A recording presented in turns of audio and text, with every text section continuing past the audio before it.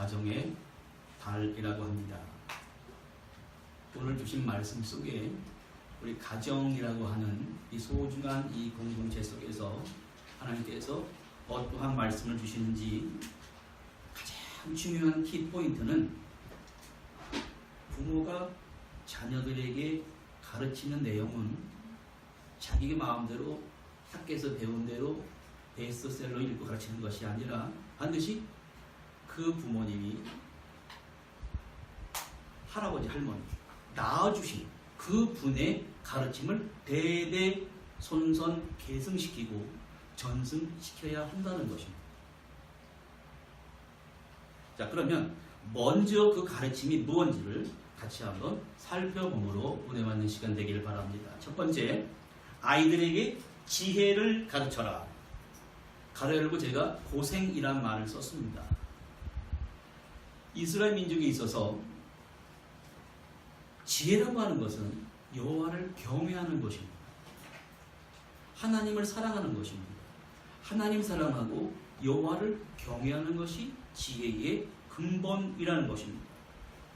그러면 성경의 교육을 우선적으로 가르치는 그 이스라엘의 부모들은 먼저 이렇게 말한다고 합니다.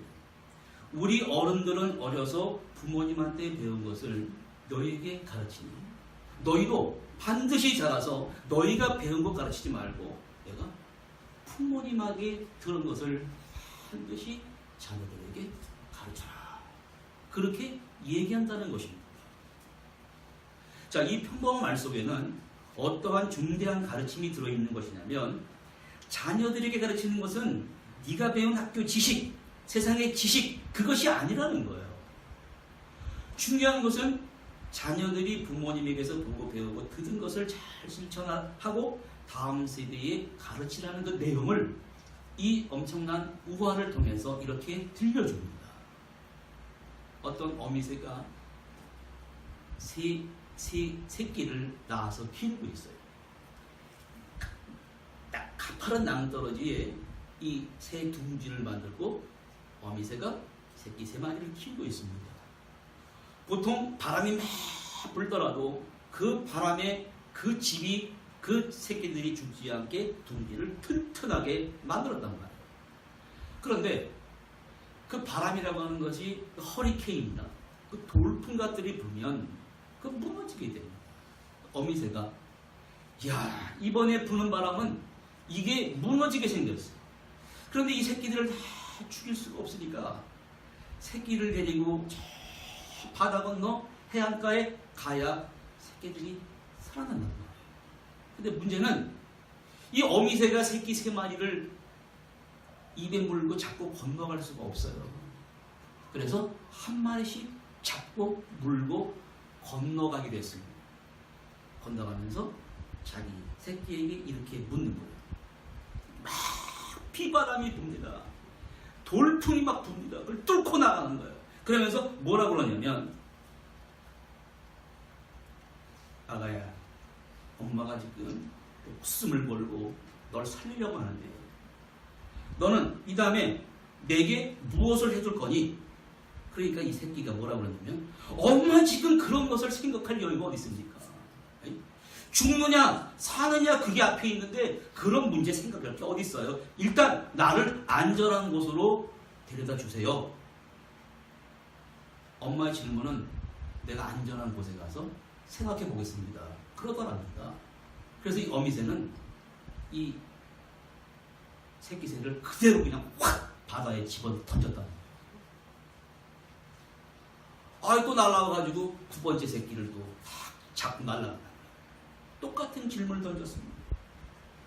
그들이 2번째 새는 이렇게 말하더랍니다. 첫 번째 새가 떨어지는 거 봤거든. 2번째 새는 엄마가 저에게 해주신 것을 반드시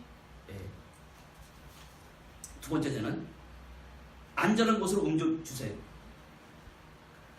저는 엄마가 늙으면 매일 먹이를 물어다가 엄마에게 갖다 드리겠습니다.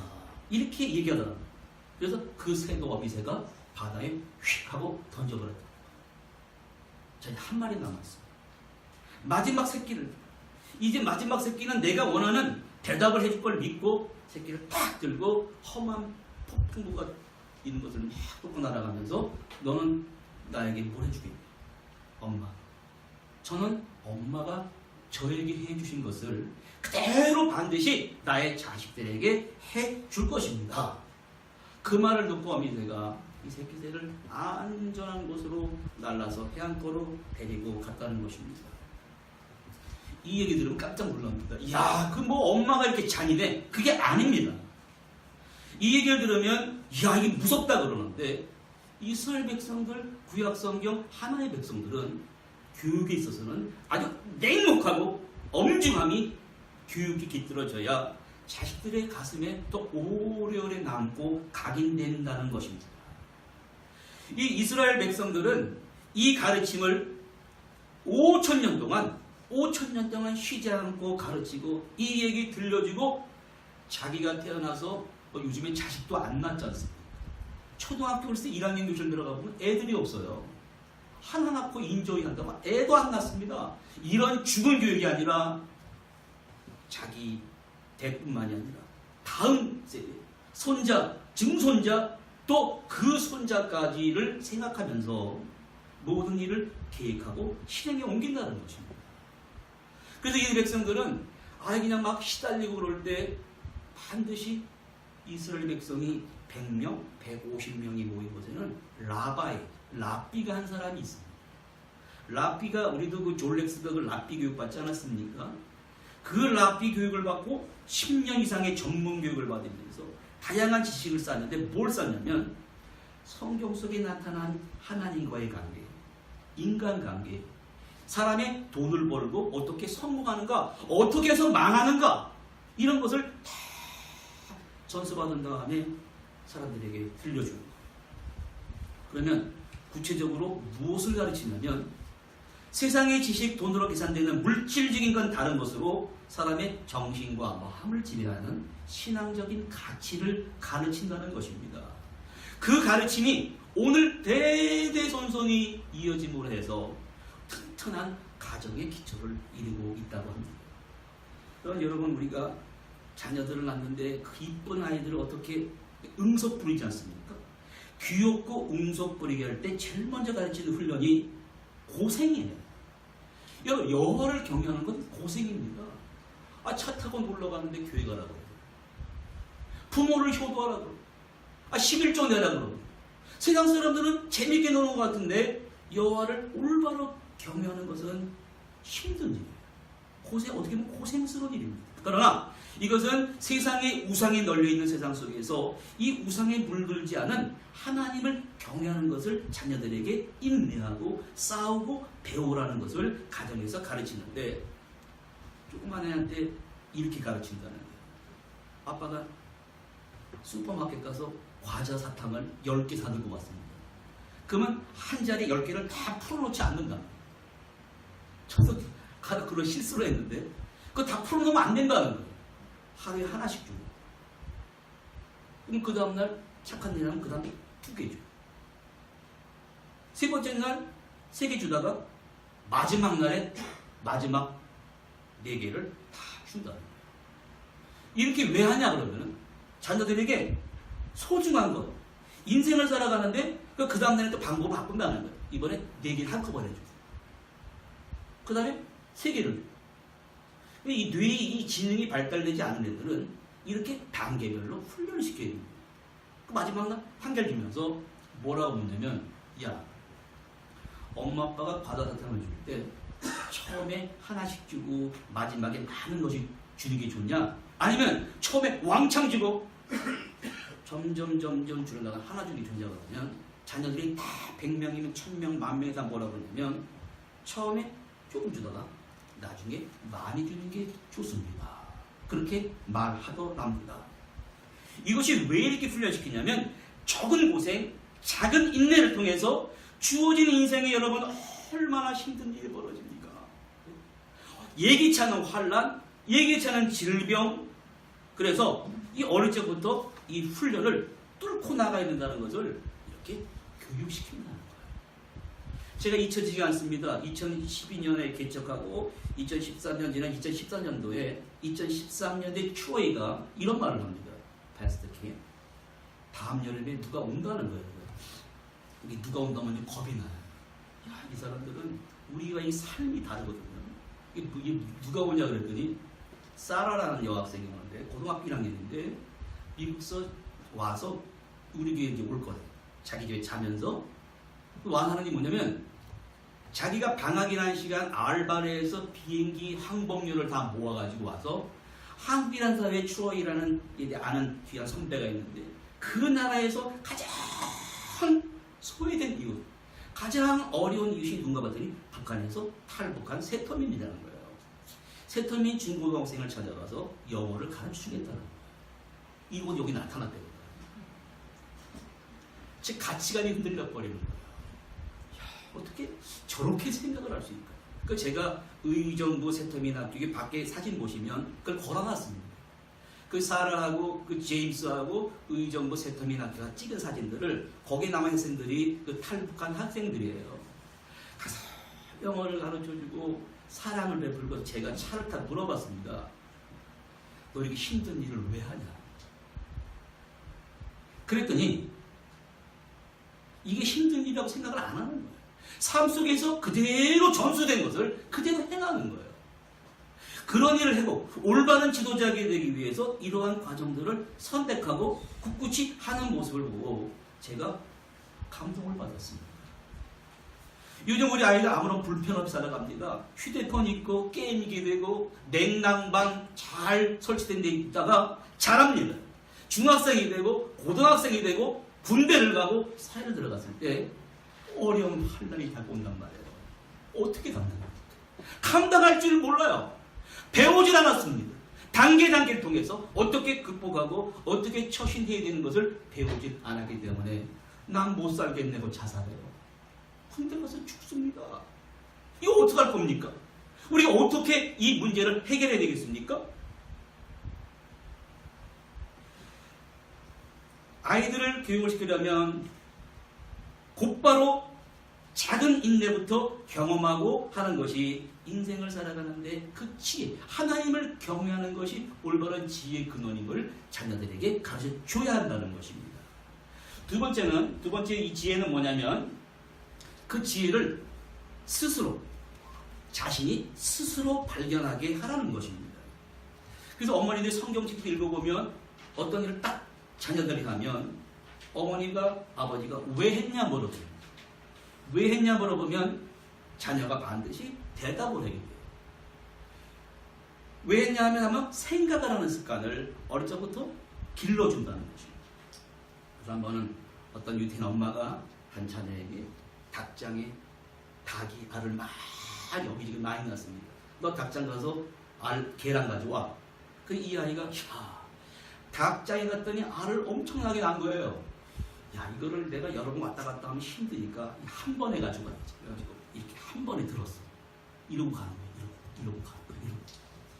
그래가지고 엄마는 야, 너 왜 양발 그렇게 계단 들고 왔어? 그러니까 아이가 한 번만 갔다 오면 돼.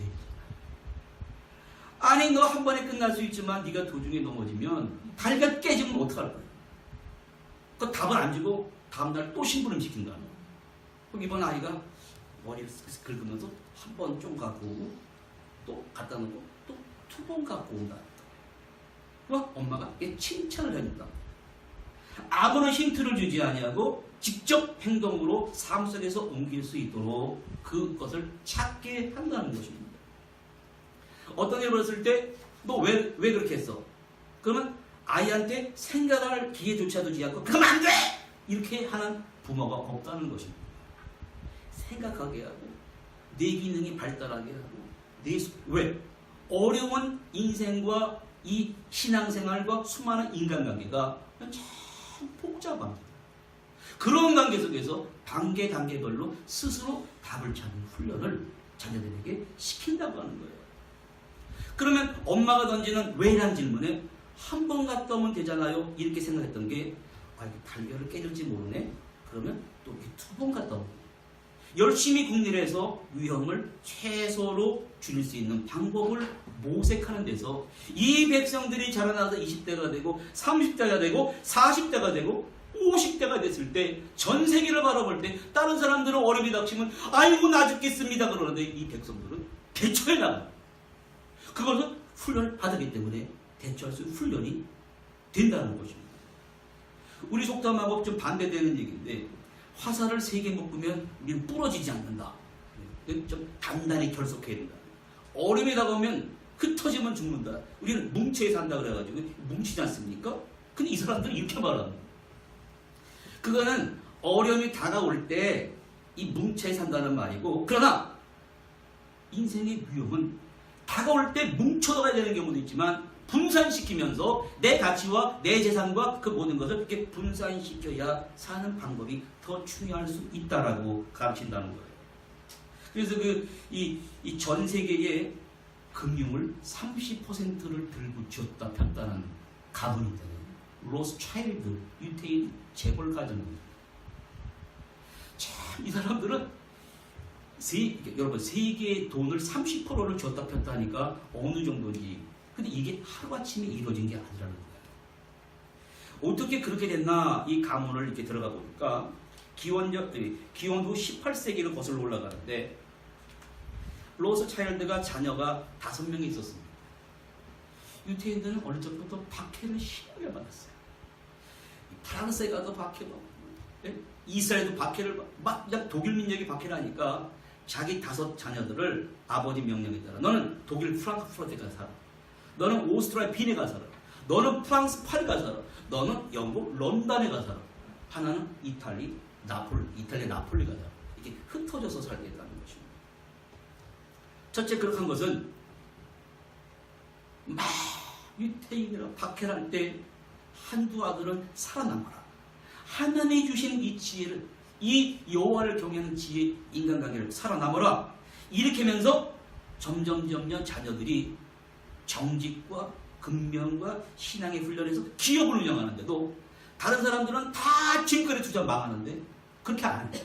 아버지한테 배워서 여러 군데 이렇게 분산시켜가면서 재산을 증식시켜가는데 세계 경제 돈이 30%가 들어오더라는 것입니다. 어릴 적부터 자녀가 스스로 너 스스로 답을 찾아봐. 어떻게 답을 찾을 거야? 이것이 쌓이고 쌓여서 세계 경제를 30%를 거머쥐는 그 힘이 됐다고 하는 것입니다. 마지막 3번째는 제일 중요한 게 아이들의 개성 죽이지 말고 살리라는 거죠. 신명기 22장 9절 11절 말씀에 이런 말씀이 나옵니다. 네 포도원에 두 종자를 섞어 뿌리지 말라. 그리하면 네가 뿌린 열매와 포도원의 소산을 다 빼앗긴다. 너는 소와 나귀를 함께하여 밭을 갈지 마라. 양털과 배실로 섞어 짠 것을 입지 말지니라. 이 말씀이 왜 나오냐면 나귀와 소가 힘이 다르고 걷는 보폭이 다르단 말이에요. 그런데 소와 나귀를 밭을 함께 갈게 하는 거예요.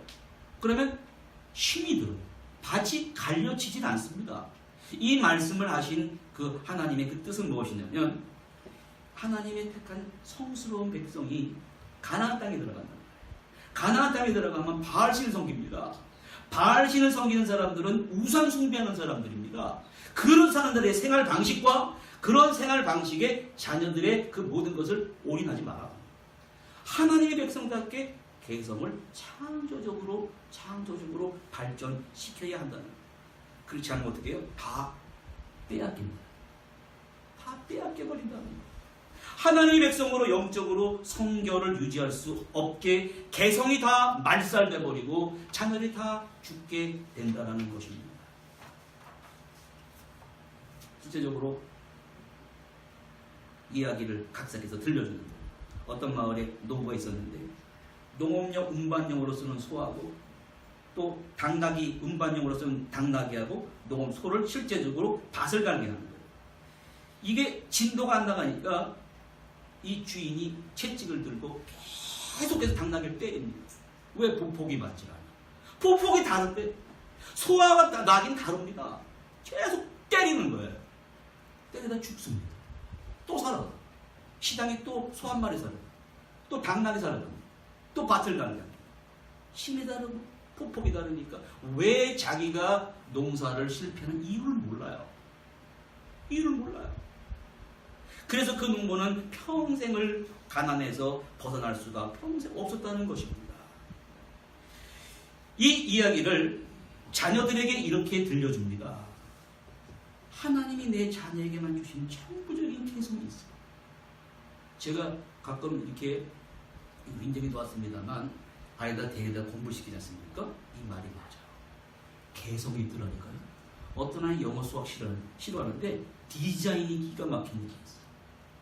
그래서 글씨를 쓰는데 글씨를 기가 막히게 잘 쓰는 거예요. 그랬더니 그 강동구청장 장원상 하나가 그래, 장 하나가 그랬더니 그렇게 말 안 듣고 그런 애가요.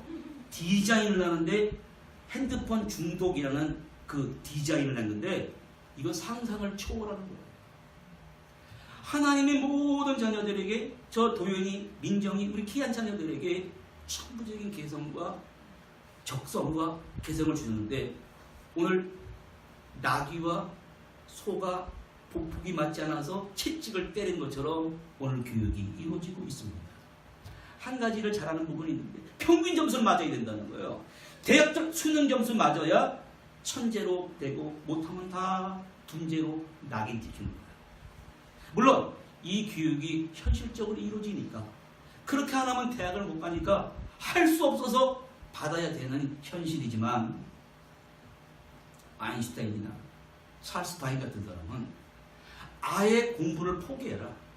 머리가 워낙 가르쳐줘봐야 가르쳐줘봐야 깨닫지도 못하고 알도 못하는데 찰스 다윈은 뭐 이렇게 관찰하는 걸 계속 뚫어보는 거예요. 뭐 그냥 꽃을 보면 딸이 보고 지나가는데 얘는 계속 뚫어보는 거예요. 그래서 쟤는 관찰력이 있구나. 그걸 발견해요. 그래서 그쪽으로 어버이가 깨닫고 계속 너는 잘하는 거야. 너는 다른 과목 못하지만 이 과목은 천재야 하면서 이 찰스 다윈이 케임브리지 생물학과를 입학을 해가지고 종의 기원을 발표하는 인류 역사의 금자탑을 이룰 수 있었습니다. 아인슈타인도 머리가 돌이었다는 거예요. 제발 이 아이는 집에 데려가라. 아무것도 가르쳐도 깨닫지도 못해. 어머니가 난 아닙니다. 어머니 유태인. 우리 아이는 하나님이 저 바보 같은 놈이지만 그래도 이 세상에 그 개성이 있습니다. 그 뭔지를 깨닫게 달라고 합니다. 이놈은 인내가 기가 막힙니다. 다른 아이들은 앉아있으면 10분 있다 화장실 가. 얘는 꾸준히 앉아서 이게 있단 말이에요.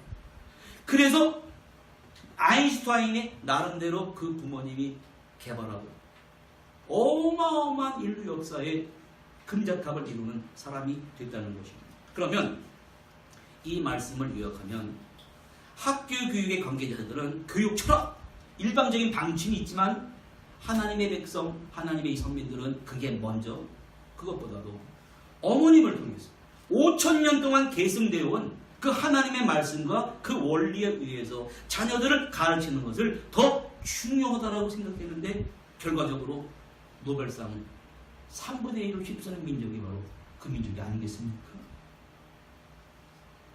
그러면 유태인들은 왜 이런 방법에 다른 민족들은 그게 없거든요. 왜 이 민족만 그러는가? 그 이유가 있습니다. 제가 바브라가 이제 갔는데 바브라도 자녀들을 공립학교에 안 보냅니다. 왜? 세임섹스 메리지를 가르쳐요. 동성간에 결혼해도 된다는 가르치는 학교에 내 자녀를 보내서 무엇을 배우게 하겠습니까? 안 보내요. 그 추워에도 마찬가지예요. 자녀들을 부모님이 홈스쿨링 하더라고요. 아주 철저하게 합니다. 시간 정해놓고 집에서 가르치고 그리고 다 유럽, 뉴욕, 웬만한 대학, 좋은 대학에 다 입학을 시킵니다. 그러면 도대체 이 민족이 왜 그런가? 그 이유가 있습니다. 역사적으로 볼 때 이 민족은 태생부터가 이집트에서부터 시달립니다.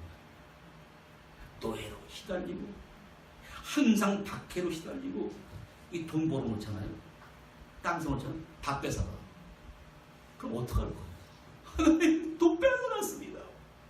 내가 벌어놓은 부동산 다 뺏어갔습니다. 내가 벌어놓은 돈 다 뺏어갔습니다. 나는 무엇을 해야 되겠습니까? 하나님만 의지해라. 하나님을 거역하니 하나님을 의지하고 나만 따라하다 보니까 뛰어난 신앙관, 뛰어난 윤리, 뛰어난 도덕, 타민족과는 구별한 백성이 되라. 그게 눈에 보이지 않는 재산이 된 거예요. 다른 재산을 다 뺏어갑니다. 나의 도덕성 뺏어갈 수 있습니까? 나의 신앙 뺏어갈 수 있습니까? 5,000년 동안 이어받는 이 신앙의 유산은 독일 민족도 못 뺏어가는 거예요. 바벨론도 못 뺏어가는 거예요. 로마 식민지도 백성도 못 뺏어가는 거예요. 인생을 개척할 수 있는 것은 오직 이 지혜뿐이다. 이 개성입니다. 그 오늘 어버이주일입니다. 어버이주일이 되면 저는 참 마음이 아픈 이야기가 있단 말이에요. 간혹 가다가 6.25 때 부모님이 다 피난가 돌아가시고 혼자서 성장한 자녀도 있습니다. 여러 가지 부모님에게서 사랑 못 받는 사람도 있고 이러한 사람들이 있습니다. 그런 사람들한테 이런 말씀 들려주면 참 미안하고 참 죄송스럽습니다만 그래도 오늘 하나님 말씀을 잘 들려가요. 10계명 5계명에 내 부모를 공경하라. 이는 약속이 있는 첫 계명이니 내가 땅에서 잘되고 장수하리라. 이런 말씀이 나옵니다. 일단은 나라는 생명을 이 지구상에 살아있는 생명체로 태어난 사실만으로 감사하는 사람이 되어야 돼요. 요즘은 아버지의 은혜를 모르고 어머님의 은혜를 모르고 그런 아이들이 빌비지합니다. 자녀들도 마찬가지입니다. 어버이도 부성이 타락하고 모성이 타락한 사람들이 너무나 많이 있습니다. 어버이로서 자녀들에게 남겨줄 수 있는 최대의 유산은 성경은 신앙과 경건한 생활이라고 얘기해 줍니다. 요셉의 이야기에서 우리 직접 볼 수가 있어요. 애굽의 국무총리로 평생을 잘 살았습니다. 삶을 막아나고 이집트의 그 죽을 때 보니까 고관이니까 미라로 촥 죽고 그 죽기 전에 요셉이 이런 말을 합니다. 나는 창세기 50장 죽기 전에 그것은 아브라함과 이삭과 야곱에게 들은 말이에요. 형제들에게 나는 죽으나 하나님이 형들을 돌보시고 형들을 이 땅에서 인도해 내사 이 이집트 땅이 아닙니다. 죄와 우상이 울거리는 이 이집트 땅이 아니라 맹세하신 땅에 이르게 하실 것입니다. 당신들이 약속하십시오.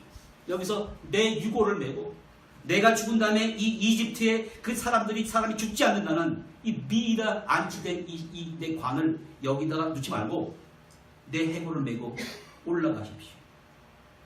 즉 죽었습니다. 출애굽할 때 모세가 요셉의 유고를 들고 나갑니다. 400년 후에 가나안 땅 세겜의 땅에 묻히게 됩니다.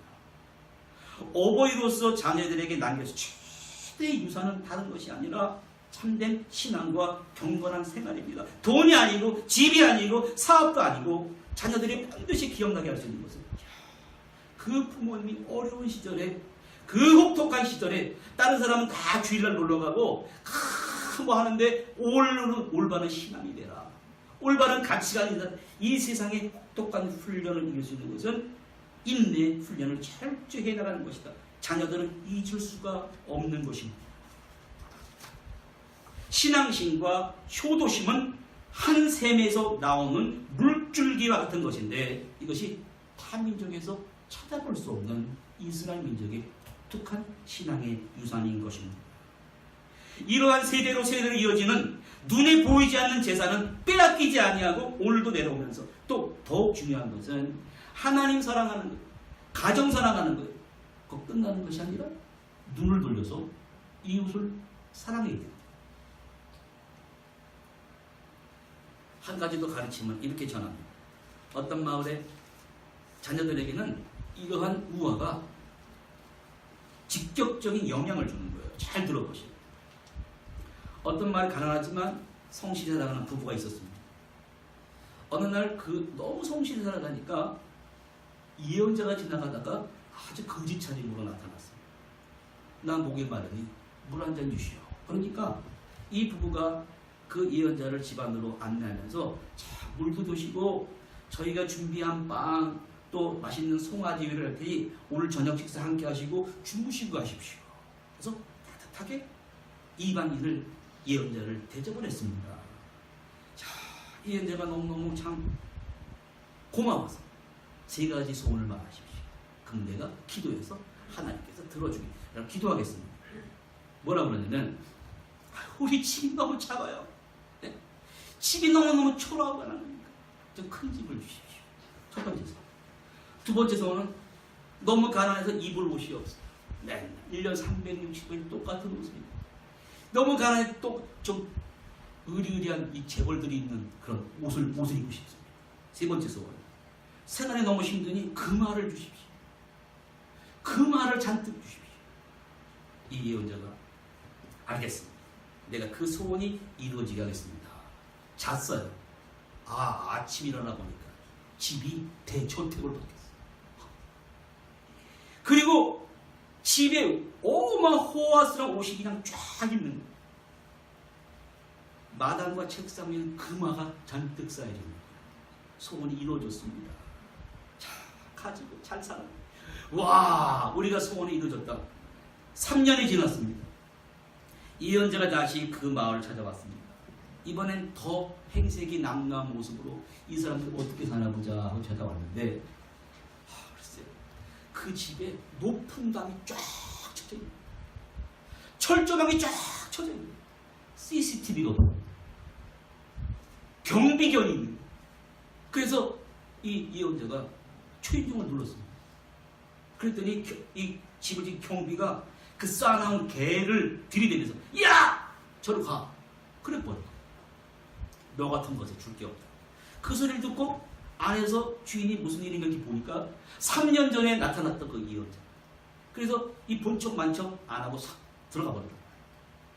그래서 이 예언자가 뭐라고 하냐면 한탄하는 거예요.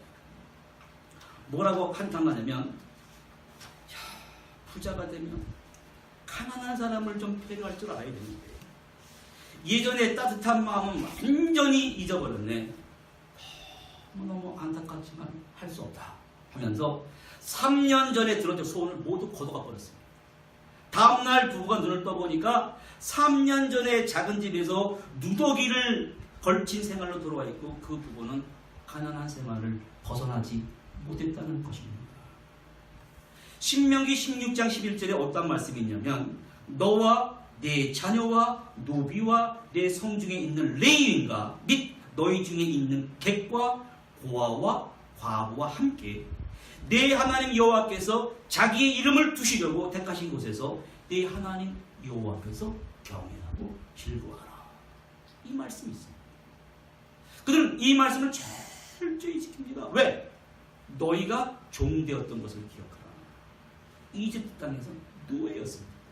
너희가 노였는데 하나님의 은혜로 말미암아 구속시켜 주시고 오늘 축복을 주셨으니 너의 옛날을 기억을 하고 지금 우리 삶 속에서 불우한 이웃들에게 가난한 자에게 손을 내밀라. 신명기 15장 11절에 땅에는 언제든지 가난한 자가 그치지 아니하겠으므로 내가 너에게 명령하여 이르노니 네 땅 안에 내 형제 중 곤란한 자와 궁핍한 자에게 네 손을 펼칠지니라. 주님이 이 땅에 오셨습니다. 공생의 기간 동안 그 가장 이슈가 뭐였냐면 바로 이 문제입니다. 부자 청년이 찾아와서 다 이런 것 같아요. 돈도 많이 벌고 하나님 말씀도 순종한다 그러고 찾아와서 하는 말이 내가 무엇을 하여야 구원을 얻고 영생을 얻겠습니까? 그 주님께서 보니까 이 사람의 가장 핸디캡은 돈이에요. 돈이 없어져야 되겠습니다. 네가 있는 것을 팔고 가난한 자에게 나눠주고 그리고 와서 나의 제자가 되라. 베드로는 자기 걸 버리고 왔습니다. 마태도 세관에서 버리고 왔습니다. 그래야 내 제자가 된다 그러니까 이 부자는 그것을 버릴 수가 없었습니다. 가난한 자의 손을 펼치는 기회와 영생의 구원의 기회를 상실해버렸습니다. 그러나 삭개오라는 부자는 세리장에는 주님 앞에서 스스로 말한 거예요. 내 재산 절반을 팔아 가난한 자에게 나눠주겠습니다. 남의 것을 토색한 일이 있으면 4배를 갚겠습니다. 그럴 때 주님께서 누가복음 19장 9절에 오늘 구원이 이 집에 이르렀으니 이 사람도 아브라함의 자손이로다. 여러분, 사실 가난한 자에게 손을 벌린다는 거 쉽지 않습니다. 11조를 한다는 거 적은 소득이 있는 사람 하지만 이 돈이 막 올라가지 않습니까? 돈이 막 재벌들 11조는 어마어마합니다. 그런데 그 사람들은 왜 그러한 기구를 하고 살아가는가? 그렇게 해야 아름다운 인간다운 세상이 구축된다는 거예요. 하나님께서 그 세상을 내려다보시고 큰 축복을 그들에게 내려준다는 사실을 알고 있습니다. 또 내가 재벌되기까지 큰 은혜를 입었는데 이 세상 사람들에게 내가 입은 은혜를 베풀며 살아가야 된다는 거예요. 그래서 성경 말씀에 보면은 따뜻한 마음을 가지고 가난한 자에게 손을 핀 사람에게 하나님의 은총이 막 전해지는 장면이 나옵니다. 그런데 부자가 방탕을 일삼으면서 타인에 대한 배를 잊고 살면 반드시 응징당한 장면도 나옵니다. 그래서 이 사람들은 아예 생각 자체가 자신의 삶 속에서 이러한 선조 때부터 뼈아픈 고통과 박해 속에서 느낀 가치관이 무엇이냐면 내 금전, 내가 가지고 있는 동산, 부동산 이것과 진짜 행복한 거는 상관이 없다라고 생각합니다. 왜? 생활이 빈곤하고 어려운 처지에 있는 이웃을 찾아갑니다. 생활의 보탬입니다. 이것은 자체를 무엇이 생각하냐면 이 세상에 태어난 목적에 내가 한 발도 가까이 다가간다라고 생각합니다. 행복감이 가득한 거예요. 저는 개척교회 하면서 그 메시아닉 주 유대인들과 같이 살겠다는 게 얼마나 큰 복인지 알 수 없어요. 그 삶 속에서 그런 삶의 실전을 통해서 나누는 축복을 경험한 모습을 보고 살아가니 제가 얼마나 감사했는지 알 수 없습니다. 대부분 현대인들은 아침 일어나면 온갖 테크놀로지에 휩싸여 있습니다. 눈 뜨자마자 핸드폰 들여다봅니다. 전자기기, 전자부품, 생활기기 가득 차 있습니다. 오늘 여러분 우리에게 진정으로 행복과 만족감을 주고 있습니까? 오늘 신명기 6장 4절 9절 말씀은 이스라엘아 들어라! 쉐마 이스라엘! 왜 들어야 되는가? 이 말씀을 들어야 인생의 행복이 따라온다는 것입니다. 여러분 보십시오. 자녀들이 이제 불행, 예기치 않은 사고, 엎치락 덮치락 막 다가올 때 어떻게 행복감을 유지할 수가 있겠습니까? 야곱 얘기를 합니다. 여러분, 야곱이라는 사람은 참 간사한 사람이에요. 형을 속여서 재산을 가로채고 유산 상속받고 장자의 상속관을 받고 나중에 형이 죽이러 온답니다. 어떡할 거야?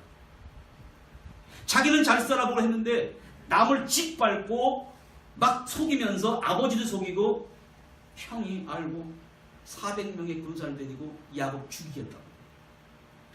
죽이겠다고 온다는 말을 들었습니다. 여기서 야곱이라는 사람은 잘 보시기 바랍니다. 포기하지 않고 이 문제를 놓고 야복 강가에서 기도를 했어요. 하나님, 내 인생일 때 절대 운명의 순간이 다가왔습니다. 내 인생의 고통, 이 고통을 굴하지 아니하고 확 바꿔버린단 말이야. 야, 이게 대단합니다. 다른 사람은 고통당하면 그냥 죽습니다. 형이 잘 죽인다니까요.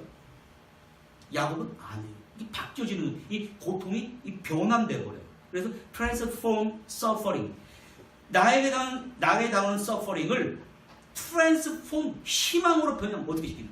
하나님 앞에는 하나님, 내가 잘못했습니다. 내가 그 옛날 아버지 속이고 형을 속이고 내가 이 절대절명의 위기 앞에 왔으니 하나님, 나의 문제 해결하려고 막 씨름을 하는 거예요. 막 천사가 심했다는 것은 기도했다는 것입니다. 나의 문제를 해결해 주자면 난 죽습니다. 포기하지 아니하고 매달리는 거예요. 천사가 한방 헐벗배를 쳐버려요. 네가 이겼다. 아니, 이기기는 환겁배를 쳐가지고 다리를 절면서 저기서 형이 죽인다고 막 오지 않습니까? 얼굴이 초췌해가지고 절면서 걸어가는데 에서가 마음이 확 바뀌어진 거예요. 어떻게 바뀌었냐면 죽이려는 마음이 사라지고 동생을 사랑하는 마음으로 바뀌게 된 것입니다. 여러분, 유태인들에게는 정말 이러한 역사는 말입니다. 바벨론에서, 아우슈비츠에서, 그래서 모세가 이런 말을 남겼다는 것입니다. 우바 바르타 바하임, 이 히브리어인데 우바 바르타 바하임이라는 말은 살아남을지어다. 이 생을 그리고 이 생명을 살아남을지어다. 살아있는 지금이라는 말. 모세라는 사람도 태어날 때 비극이었습니다. 이집트의 히브리 민족이 막 출생이 증가하니까 이건 산파가 오기 전에 애를 확 낳아버린단 말이에요. 히브리 여인들은 건강하니까. 그래서 뭐라고 바로가 그랬냐면, 야, 딸임을 살려두고 아들은 다 죽여버려라. 이게 당시의 이 정확한 상황이에요.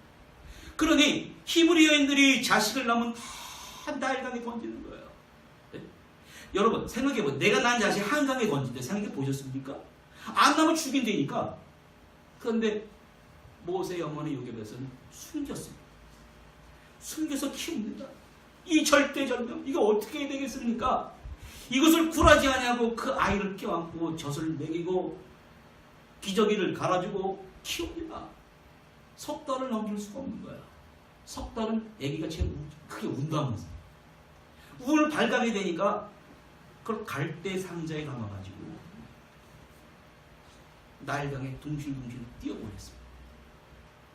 하나님이 요게벳의 믿음을 보시고 갈대 상자에 담긴 모세가 어디로 갔냐면 이집트 바로왕의 딸 공주에게로 갑니다. 공주가 갈대 상자를 보니까 히브리인의 아이인 거예요. 이건 죽여야 되는 거예요. 그러나 하나님이 바로의 공주의 마음을 움직입니다. 모성애적인 본능을 막 움직이는, 야, 이 아이 키워라. 그건 하나님이 하시는 거예요. 그래서 이 아이를 바로 공주에서 키웁니다. 어떠한 고난이 다가와도, 어떠한 형태의 고난이 다가와도 우바 바르타 바하임이란 말이 이스라엘 5,000년 동안의 자녀들에게 들려지고 또 들려지고 또 들려진다는 것입니다. 오늘 어버이날입니다. 자녀들에게 지혜를 가르치고 스스로 답을 찾게 하고 태어난 타고난 개성을 죽이지 마세요.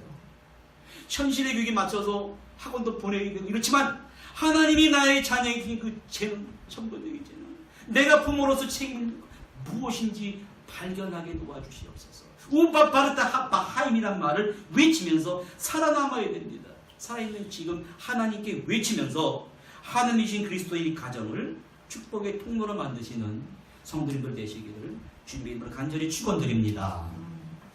기도하시겠습니다. 하나님 아버지 감사합니다.